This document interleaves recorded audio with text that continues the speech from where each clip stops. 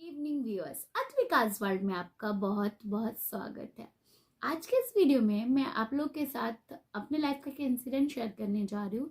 उस इंसिडेंट के बेसिस पे जो भी नॉलेज और एक्सपीरियंस मैंने गेन किया वो सब कुछ शेयर करने जा रही हूँ। तो प्लीज़ वो सुनने के लिए वीडियो में अंत तक बने रहे। अभी मेरी बेटी ने 18 नवंबर 2023 को 2 इयर्स कंप्लीट कर लिया है। ये इंसिडेंट है 26 अप्रैल 2023 को, जब वो महज 17 मंथ्स की थी। देखिए, जब आपका बेबी ना वॉक करना शुरू करता है ना, तो फिर सारे घर में वो इधर उधर सिर्फ आपको दौड़ता भागता ही नजर आएगा। और ऐसे केसेस में उसकी चोट लगने के चांसेस भी बहुत ज़्यादा हो जाते हैं। उनके एनर्जी इतने एंडलेस होते हैं ना कि उनको रोक पाना आपके लिए डिफिकल्ट होगा। और कभी कभी तो वो आपके आंखों के सामने कुछ ऐसा कर जाएंगे ना जो आप सोच भी नहीं सकते हो। ऐसा एक इंसिडेंट मेरी बेटी के साथ हुआ था जब वो 17 मंथ्स की थी। उसने मेरे आंखों के सामने ड्रॉयर से जाके खींच के एक ब्लेड निकाल लिया। वो ब्लेड तो यूं तो एक कागज में रैप करके रखा हुआ था, पर पता नहीं कैसे वो ड्रॉयर में छूट गया था। वो उसने निकाला और इमीडिएट मैंने देखा और मैंने एक्शन लिया। उसके हाथ से हटाने के चक्कर में क्या हुआ ना, थोड़ा सा उसको लग गया। वो रैप था, लेकिन फिर भी मेरे आंखों के सामने पहली बार एक ऐसा इंसिडेंट मेरी बेटी के साथ हुआ था, वो भी ब्लड से। तो मैं बहुत डर गई। बट जब आपके बच्चे के साथ कुछ भी हो ना, उस टाइम में आपका प्रेजेंस ऑफ माइंड और आप किस तरह से रिएक्ट करते हो, आप कितना पेशेंस रखते हो, उस सिचुएशन को कितना अच्छे से हैंडल करते हो, बहुत इंपॉर्टेंट होता है।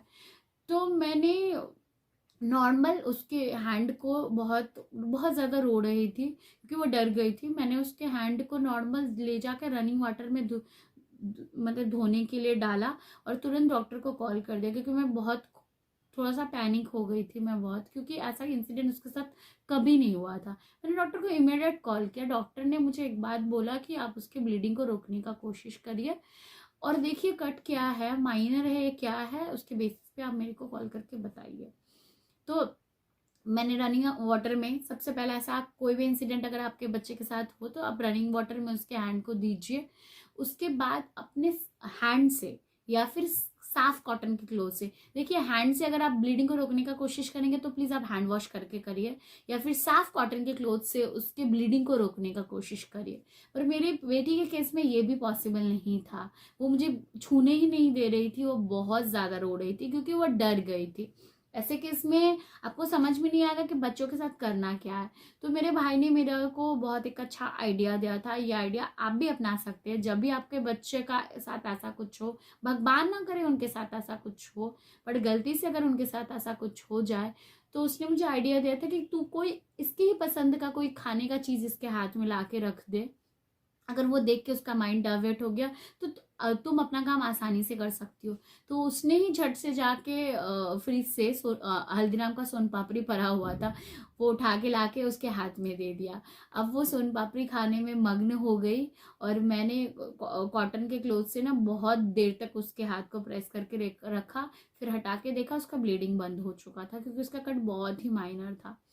उसके बाद मैंने डॉक्टर से वैसे तो पहले से ही प्रेस्क्राइब करके रखा था माइनर कट के लिए और उसके स्वेलिंग के लिए, क्योंकि जब आपका बच्चा क्रॉल करना शुरू ही करता है ना, तभी से फिर उसके चोट लगने के चांसेस बहुत ज़्यादा बढ़ जाते हैं। तो आप पहले से उसके लिए स्वेलिंग के लिए, अगर चोट लग जाए और उस फूल जाए और अगर चोट लग के कट जाए, दोनों ही मेडिसिन प्रिस्क्राइब करके रखिए, जो कि मैंने पहले से करके रखा था।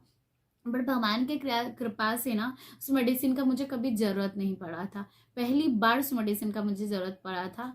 तो अब जब ब्लीडिंग को रोक लो, ब्लीडिंग को रोकने के बाद आप डेटॉल से, डेटॉल को सीधा नहीं, डेटॉल में वाटर को मिला के थोड़ा सा डाइल्यूट करिए डेटॉल को और उससे साफ कॉटन से उस जगह को थोड़ा सा पोंछिए। उसके बाद उसको ड्राई होने दीजिए। ड्राई होने के बाद उस पर एंटीसेप्टिक क्रीम जो आपके डॉक्टर ने आपको प्रिस्क्राइब करके दिया होगा, टी बैग होता है या फिर बेटाडिन भी होता है, तो मेरे पास टी बैग पड़ा हुआ था तो वो मैंने उसके ऊपर कट के ऊपर लगा दिया।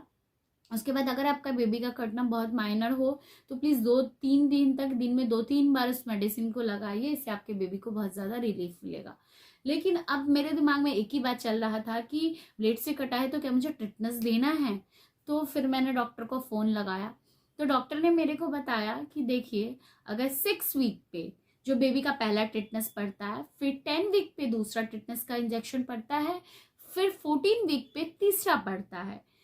उसके बाद अगर आप गवर्नमेंट में बेबी का वैक्सीनेशन कर रहे हो तो 16 से 24 वीक में आपको बूस्टर डोज देना होता है, और अगर आप प्राइवेट में दे रहे हो तो आपको 16 टू 18 मंथ में आपको बूस्टर डोज देना होता है।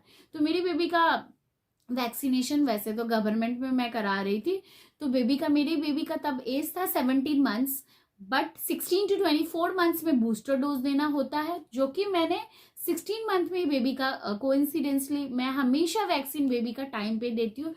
आप देखो, मेरे हिसाब से ना बेबी को आप कुछ दे सको या ना दे सको, उससे अच्छा हेल्थ जरूर दीजिए। तो बेबी का वैक्सीनेशन आप हमेशा टाइम पे करिए। अगर मैंने तब 16 मंथ पे अपना बेबी का वैक्सीनेशन नहीं कराया होता तो इमीडिएट मुझे डॉक्टर के पास बूस्टर डोज के लिए जाना पड़ता।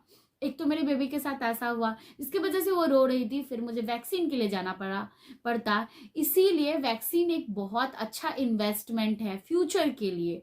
ये कोई ऐसा नहीं कि आपका खर्चा हो रहा है, ये आपका इन्वेस्टमेंट हो रहा है कि फ्यूचर में ना बहुत सारे ऐसे इंसिडेंट्स है ना, आप सोचेंगे कि मैंने बेबी का वैक्सीनेशन टाइम पे करा के बहुत अच्छा किया, क्योंकि मैं बेबी का वैक्सीनेशन हमेशा टाइम पे करती हूँ।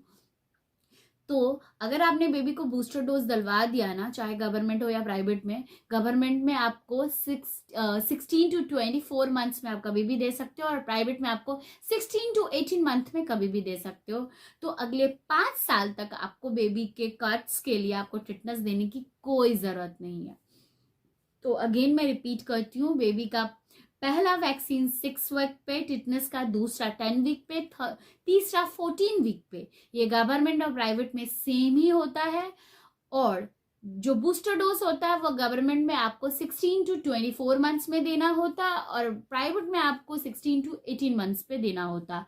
अगर आपने बूस्टर डोज, ये सारे वैक्सीन के साथ साथ बूस्टर डोज दे के रखा है बेबी को, तो अगले 5 साल में आपको टेंशन करने की कोई जरूरत नहीं है, और ऐसे माइनर कट के लिए आपको टिटनेस देने की भी कोई जरूरत नहीं है।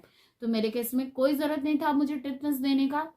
लेकिन देखिए, बहुत सारे ऐसे केसेस होते हैं जो अगर कट बहुत गहरा होता है घाव, या आपका बच्चा एक्सेसिव क्राइंग कर रहा है, आपका बच्चा का एक्टिविटी बिल्कुल चेंज हो गया, वो फीड नहीं ले रहा है, वो बमिट कर रहा है, तो ऐसे केस में आपको इमीडिएट डॉक्टर को कंसल्ट करना होता है।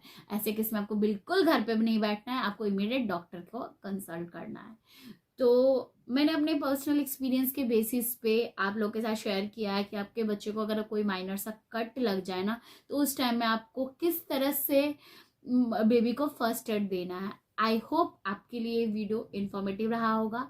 अगर आपको मेरा ये वीडियो अच्छा लग रहा है तो प्लीज़ लाइक कीजिए। अगर आप मेरे चैनल पे नए हो तो प्लीज़ मेरे चैनल को सब्सक्राइब कीजिए, और न्यू पेरेंट्स या जो पेरेंट्स बनने वाले हैं उनके साथ ये वीडियो शेयर करना मत भूलिएगा। Thank you.